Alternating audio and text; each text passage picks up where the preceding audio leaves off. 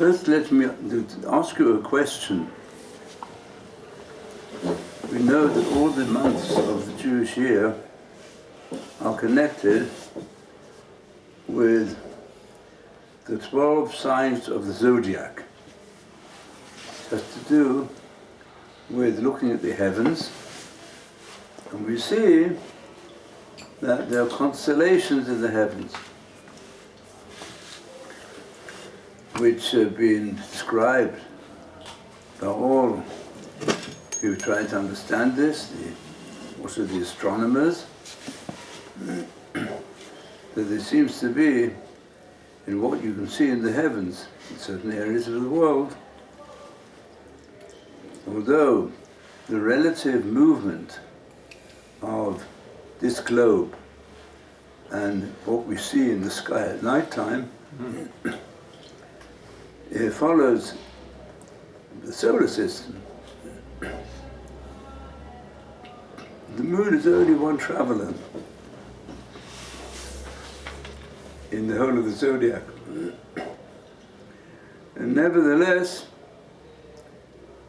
people notice there seems to be also a monthly change, what you see in the heavens from this earth. So, what is the zodiac sign for the month of Tishrei, starting Rosh Hashana? The weighing scales. Huh? The weighing scales. Weighing scale. It's a weighing scale. So, It's a weight, people weight. yeah, The old scales, type, not scales, like the scales. the scales that weigh Yes, the yes. balance. What we find is like this. In the Midrashim, connected with many verses in the Bible, the Tanakh, Midrashim, and that the deeper insights in what lies in between and, as we say, behind the literal words of the Bible.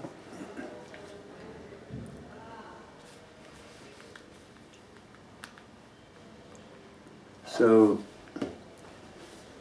we find this concept of a balance of scales in many areas. I'll begin with the area of the human being where it says frequently, apart from the obvious aspect of importance of having always correct scales, you won't, in relationship with other people, you should always have exactly correct, that you shouldn't lose, and certainly whoever you are, I mean, whether you are the actually is buying something or somebody is selling something, neither side should lose. You'd be able to have a real sense of uprightness in everything. But it also enters into the mitzvot. That it says, "V'hazanta le'mitzvotav," you should give ear to the mitzvot. And v'hazanta is the same root as moznayim. You could say moznayim, superficially speaking, because we have two ears, one opposite the other, so it's just a pictorial similarity between scales and ears. But you also learn from here that the balance of a human being, which is very important, you should be able to walk properly, is dependent upon the fluid which exists inside the ear. And if that fluid is infected, you lose your balance. You can't walk forward properly. So the purpose of the mitzvot is also so. The mitzvot are based upon balance. You know, it would appear even from many verses in the Tanakh, it says you should balance your path. In various phrases in the book of Proverbs, Palis magli raglecha. In other words, don't go into extremes, neither to the right nor to the left, but keep in the middle. It says that in Chumash as well. So what's the right and the left? So there's difference. The right should say you go too far in wanting to be too from, more from than Hashem asks you to, or to. And the left is that you think you know better. You don't need to do what, you can do less than what the Torah says. And some say do more than the Torah says, and they add to it. So this is developed by the Rambam even into how to weigh one's ethical path in life. You shouldn't go into extremes. You can only go into an extreme if you've gone too much the extreme the other way. Like you have to do, let's say if you're steering a car, steering wheel, you've gone too far to the right, so you've got to turn it heavily to the left to get the right direction.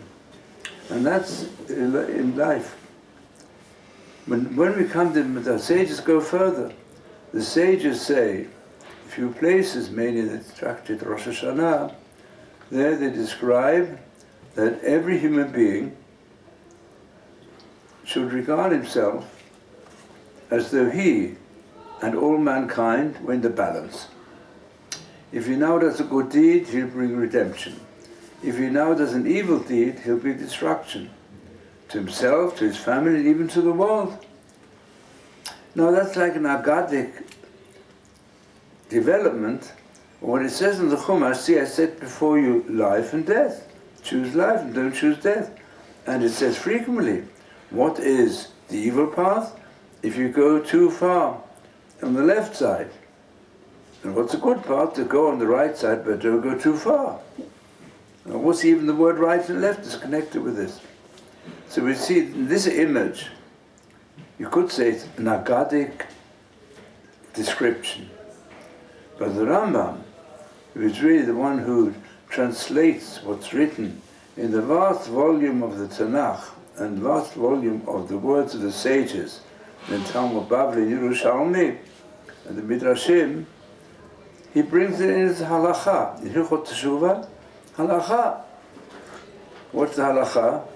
And this halacha enters into the Machzor. So now we'll look at it. Shlosha Sfarim Niftachim. When it comes to Rosh Hashana, 3 books are opened up. It all follows the same pattern. 3 books. What are these 3 books? We mention them also in the Machzor. The Book of Life and the Book of Death, and also you can say in the middle are those who are Talui V'Omed, in suspense. Don't quite know yet which direction it will go. So, what is the significance, he says, of these 3 books? We also have to understand why in the prayers do we so often pray, write us in the book of life, write us in the book of redemption, write us in the book of forgiveness, write us in the book of financial sustenance, financial ability and sustenance. What is the significance of these books? So the classical Sefer, Rishon Chochmah, brings from the Ivets. When it says in Pirkei Avot, all your deeds are written in a book. You should always see the eye that's above you, and the hearing ear, and all your deeds are written in the book. The seeing eye is the eye of Hashem, and also the ears of Hashem, he hears, and everything's written in the book. So he says, which book is it? What are we talking about here? So he says, Sefer Zeh hu nafsho shel Adam. That is the soul of man. Is the book in which all our deeds are written, in his soul. In his soul there are written and recorded everything that he does in his life. So therefore here the sages have revealed to us the secret of merits and divine precepts and sins. That they have great power. We shouldn't think that they just disappear. They make an impression on reality. The Sefer is copying down, or it can be compared to the way in which the Seichel, the mind of man, writes down. And these are the books of life and the books of death, And in the Machzor it's referred to with this phrase, Chotam yad kol adam bo u'me'elav yikareh. This book has in it the signature of each person. He signs on that book. In fact, he wrote the book. The person writes the book of life, or you can write the book of death. And it reads by itself automatically. It remains. So it's like this. This concept goes to the root of the matter, which I think today we would perhaps bring it nearer to understanding that whatever a person has done, or even has witnessed, is recorded deep down in its mind. It doesn't disappear. The person forgets about it.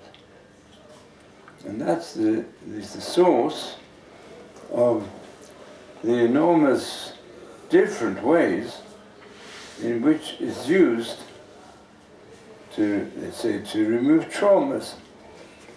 A trauma generally is when a person reaches a level of a certain breakdown of his normal conscious and active life,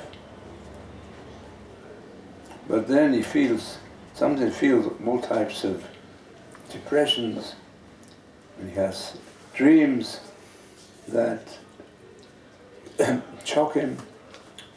So what's he do? He goes to a psychologist, psychiatrist. And what do the psychologists try to do? They doesn't just treat them. There's some psychologists that just treat the symptom. They'll say, take this pill, and they forget about it. But frequently, the pills aren't good enough. What do you need? You need someone. They speak about people who are 100% sane in every activity, but they have certain inner problems. And some has come out with anger and with hate or expressed anger. You let them talk it out. It's catharsis. Let's just talk it out.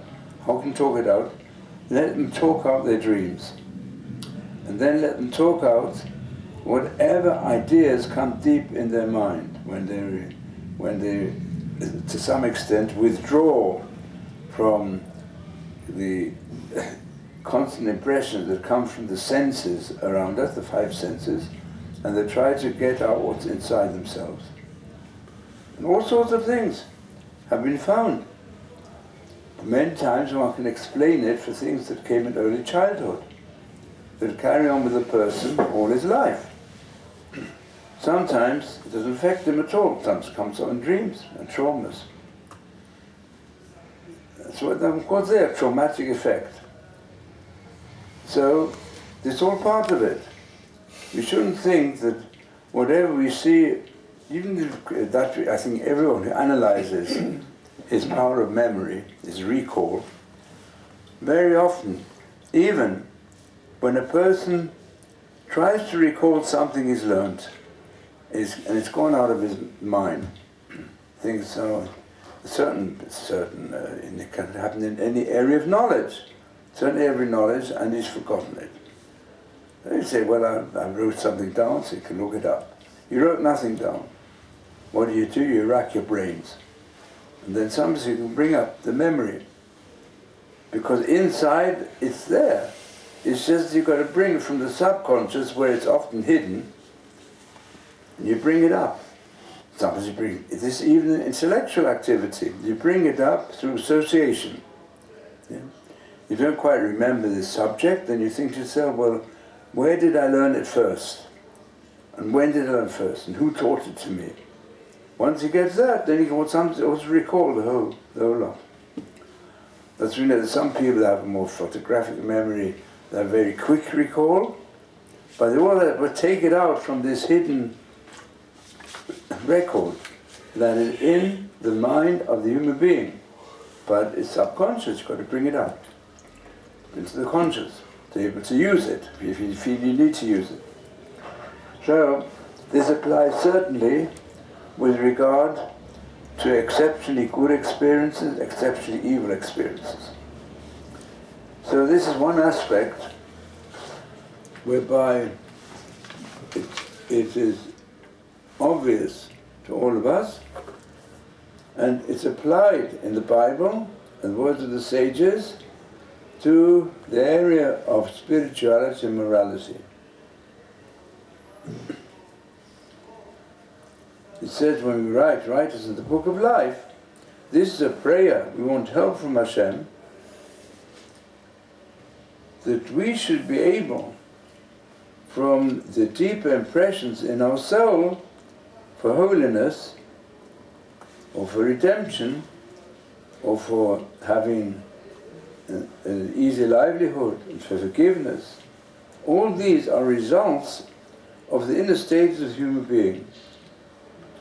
So it says at the end of the last open prophet of the Bible, Malachi, Hashem will write a Sefer Zikaron Lefanav. He's writing a memorial book. For whom? L'yira Hashem, for those who are filled with awe in front of Hashem, l'chosh v'shemo, and those who think of His name. The name of Hashem is the way He revealed Himself in the Bible, through the prophets. And those who think about it, so Hashem, He has it written in His book of commemoration. Because it says that Oz nidbu l'yira Hashem ish l'reihu. He said, the end of Malachi describes in a more literal fashion than anywhere else what's happening today. Because it's the last of the prophets. He's the one who speaks also about Elijah the prophet. It will come before the awesome day, which will be a day of redemption, and for the wicked it will be a day of destruction of mankind, those who adhere to extreme wickedness. And then Hashem says there, he says, in fact it's implied, there won't be open prophecy anymore. But Zichur Torah Moshe, there'll be a remnant that will be left that will seek the Torah of Hashem through the sages. Sages, these are the Yira Hashem Choshvei Shemo, who survive even when most of the people, they say, Mashov Avod Elohim. What value is there in serving Hashem? If you look in the last chapter, that's what the people of Israel will say. What do we get from Him to keep all these mitzvot, and sit and learn Torah? Ma betza, even the word is used. What profit is there? Even those Jews who know they're Jews, they'll say, but to live a Jewish life doesn't fit in with the values which we emphasize in our lifestyle and also for our children. What's the main thing? You've got to choose a profession and a lifestyle where you'll be able to have profit, not where you have a loss. Make sure that your economic situation is secure. Work for it. If you've done that, the Torah doesn't forbid it. But if you're going to spend your time serving God with all things that are written in the Torah, I mean, there's some reward in it. You can't say that it's a lifestyle based upon profit and loss. And then it even describes there how Jews who don't know about Judaism anymore will look at religious Jews. It says, these religious Jews, they walk around with a black hat and a black suit. This even refers to that. Why should we go Kedoranit? Kedoranit, come to Kedar. Kedar is the Ole Kedar, the Bedouins who make their tents from black goat skin. Mm-hmm. So what the Jews are like they don't have black skin. See? Some Haredim do, but the majority don't. But they put on black. We don't, that's not my better, says what's the value. But Hashem will make note. There's going to be people left who will think of Hashem at such a time. It says here, Sefer Zikaron is for those who are nidbur yir Hashem yishal reihu. It's for those that preserve a Torah society. I don't want people just say, well, I'm taking no note, I'm going to live like a hermit. No. Those who bother themselves to work together, v'tivu chaverim, with matters that have to do with the fear of heaven, to oppose the spirit of denial of God which rules in the world. I suppose also it includes, some people say, that after American society, on the whole, believe in God, which is to the advantage, it's the advantage of mankind in many ways. Even they wrote on their dollar, in God we trust. But the question people ask, why write this on the dollar, in God we trust? It says on the dollar. Maybe because You forget. no, the God, who's the God in the trust? The green dollar. That's right. The dollar becomes the God. That's why they write it on there. Maybe they wrote it on there with a good intention. Let's be Muhammad's that the money should also be dedicated to the service of God and goodness and virtue.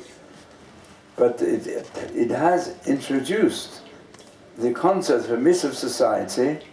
In other words, that the dollar becomes the main source of trust of Western society, even when they believe in God. So it's a bit of an ambivalence. Do they really? If we look at we call that the sin of the golden calf. Now, with golden calf, many said that's the means to appreciate God. In fact, these were the words of Aaron when he tried to stop him. He says, "Chag l'Hashem machar." Tomorrow we'll have a festival to express our worship of God.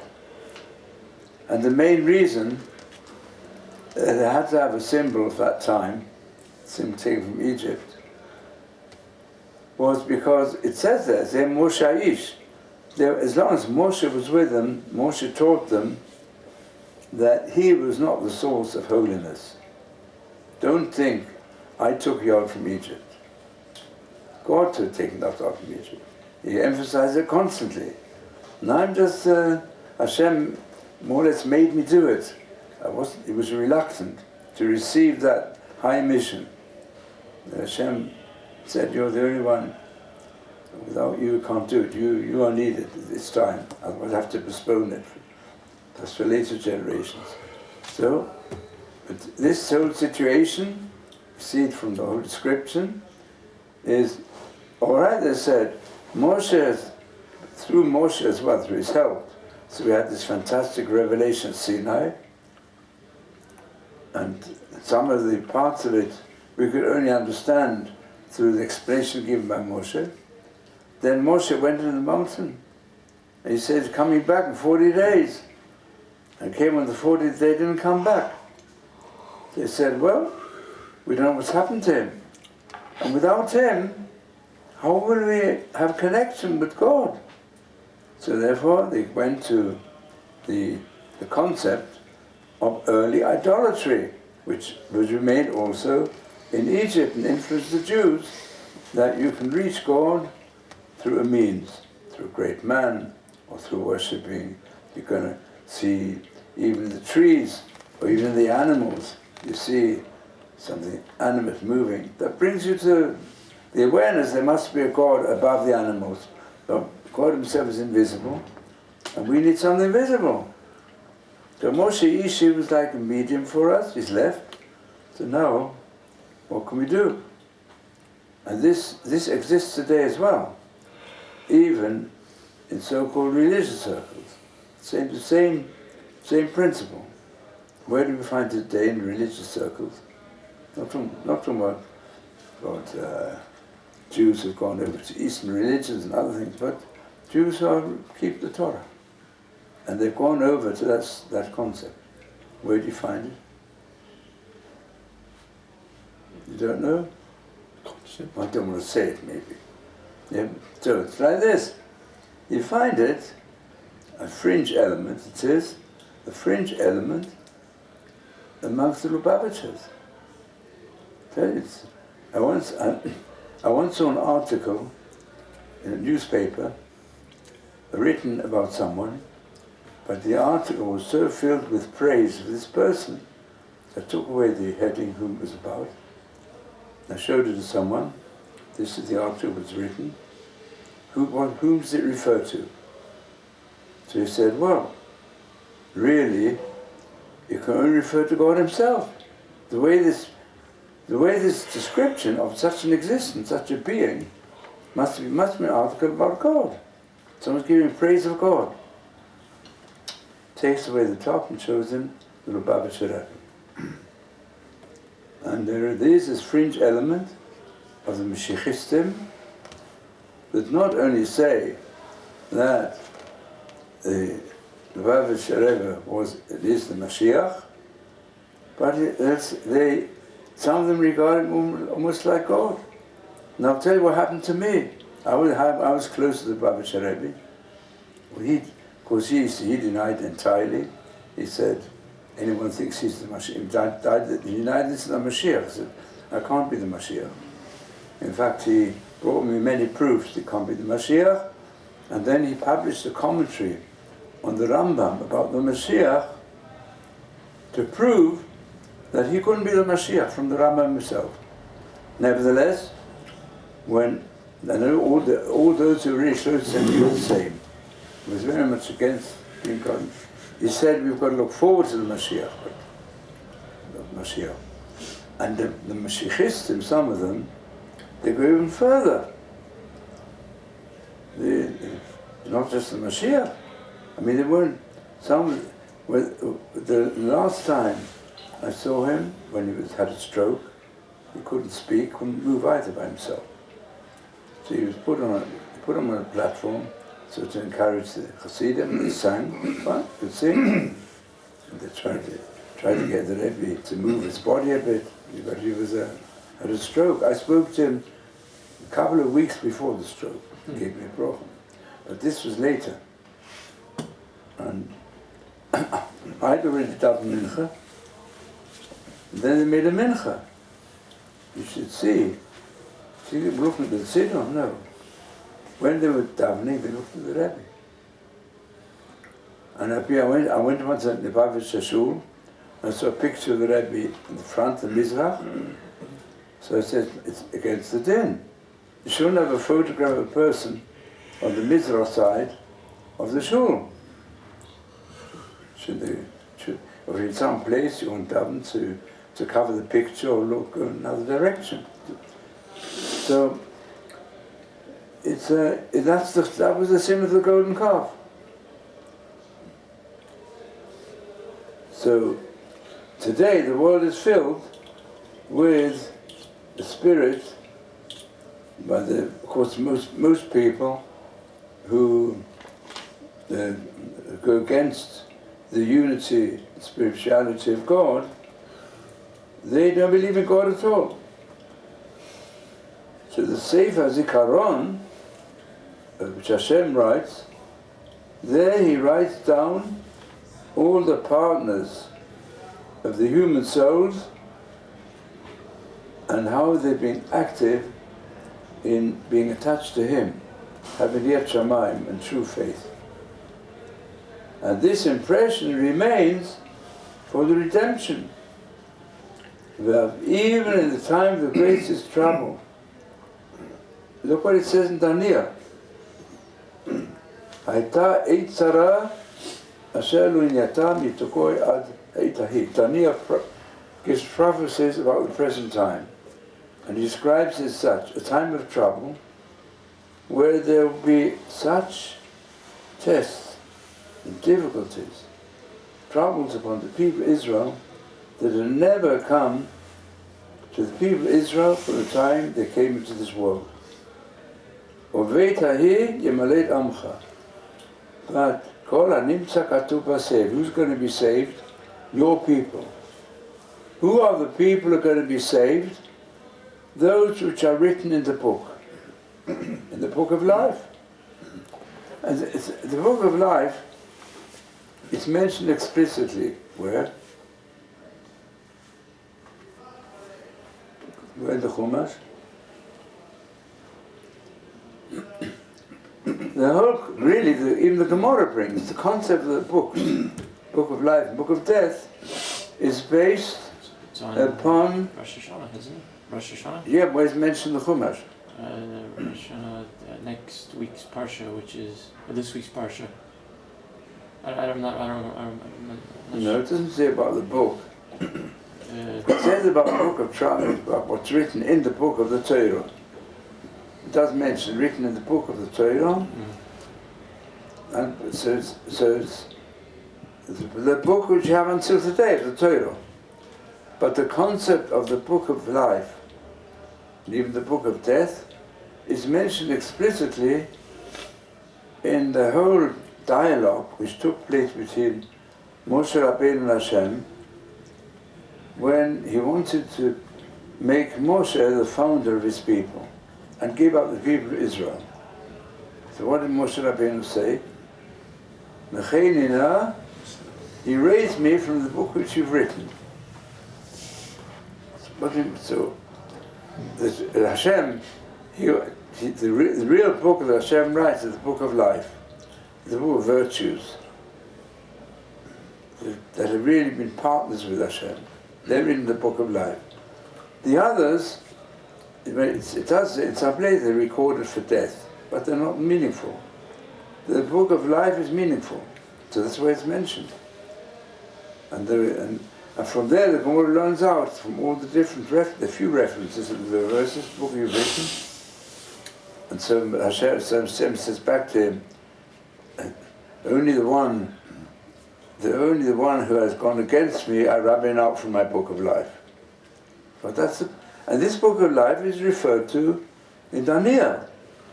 Who's going to be written in the book of life when the enormous troubles on Israel? It says, your people who are written Katuv B'Sefer. Which Sefer? That's the same Sefer Zikaron, also mentioned by Malachi. Malachi says, speaking about the end of, I'll tell you how much Malachi is speaking about today, which is remarkable, which I don't think any of the commentators had enough vision to really understand it. I mean, although if you go deep in the prophets, it seems to be hinted at. It's like this, there's a principle. We have no prophet ends with a note of doom and punishment. He always ends with salvation and hope. Same as in Tehillim also, generally speaking. Tehillim is filled with people in trouble, nations in trouble, David HaMelech in trouble, any individual in trouble. That's why it's become the universal book to help people in time of trouble. And nearly all the Psalms, they end with hope and salvation. Because the approach of all the prophets is optimistic. The future is optimistic. V'haya, to transform part of the future, v'haya is Lashon Simcha. You look at the future, however difficult the present, the future, we hope, will improve very soon. So, the Malachi, which is the last prophet, he says, I'm going to bring Elijah the prophet, who will bring back the father's children, the father who throws the generation gap. He'll bring the younger generation to bring a renewal, and that'll even affect the older generation. And he'll bring peace to the world, as we learned this morning. There was a mission that's split. Ultimately, Elijah is there to bring peace to the whole world. And then it said, this is before the coming of the awesome day of Hashem, Yom HaGadol v'Hanorah. And you know, this Haftarah is read in Shabbat HaGadol, sometimes called Shabbat HaGadol, which speaks about the great and awesome day, which is described there. The great and awesome day which brings salvation to righteous people and bring destruction to those who pursue evil. But it says the last words are, Pen avor v'iketi et kol ha'oretz chedem, lest I come and smite the world with complete destruction. So how is it that this last of the prophets goes and ends with a note of doom? In the Haftarah we get out of it. When we read the Haftarah, how? Because whoever reads it, he goes and reads the previous pasuk, which is that Elijah will come and bring the heart of the children to the father and the father to the children. Which is very nice. But in the book of the prophet, that's the verse before the last one. The last one is, lest I come and smite the earth with destruction. So that's terrible. Why does he end with such destructive expressions? So, can you give an answer? Because everything is for the good. Even destruction is good sometimes.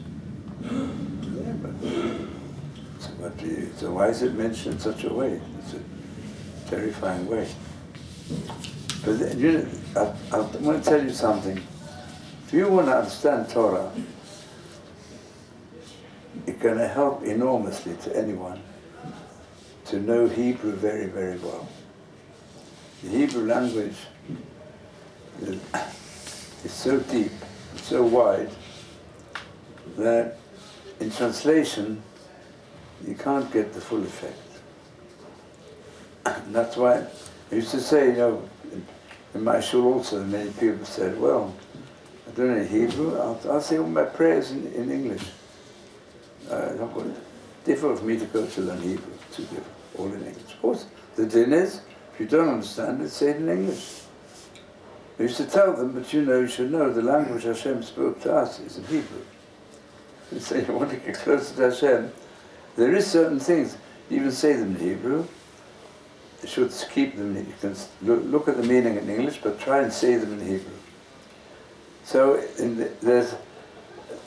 can add the words, Pen avor v'ikei haaretz chedem is translated in English, lest I come and destroy the whole of this earth, complete destruction. Yeah? And the word which is used is called pen. Like we also in the Shema, pen yifte levavachem, lest your heart go astray. So pen means it might happen, but it means it might happen and we don't want it to happen. Something that might happen in Hebrew is another word also. In Hebrew of the Bible. Do you know what it is? Ulai. There's the word ulai perhaps. The word ulai pen, also modern Hebrew. Although people often don't make distinctions so clearly. But in the Tanakh is a clear distinction. Ulai, I want it very much to happen. And pen, I very much want it never to happen. Pen yifte levavachem. And pen avor. So Hashem is saying here, there's an alternative. If you follow the Torah, well and good. And if not, this is what might happen. But I don't want it to happen. So, in other words, he's saying here, there's only one alternative to the destruction of life on this planet. What is it? V'heshiv is teshuvah. The movement of teshuvah is the only alternative to change the world. You know, even with the Pope, when he came here, the previous Pope, went to the Kotel, and then he said also a prayer, he says all mankind has to do, it's not word in English or in Talmud word, Latin word, he used the word teshuvah.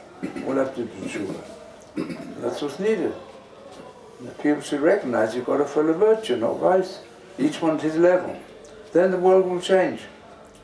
And how can the world be threatened with complete destruction? We don't have to spell it out. But there's enough dynamite available, stocked, which only needs a change of the balance of power to blow up this globe. So therefore, this is the interpretation, the last of the prophets. What can help? The Sefer Zikaron. The group, the do Teshuvah. Each one is level. The Teshuvah's got to spread from Israel to the nations of the world. And then, Yitz Hashem, we will witness Eliyahu Navi in Mashiach ben David. Amen.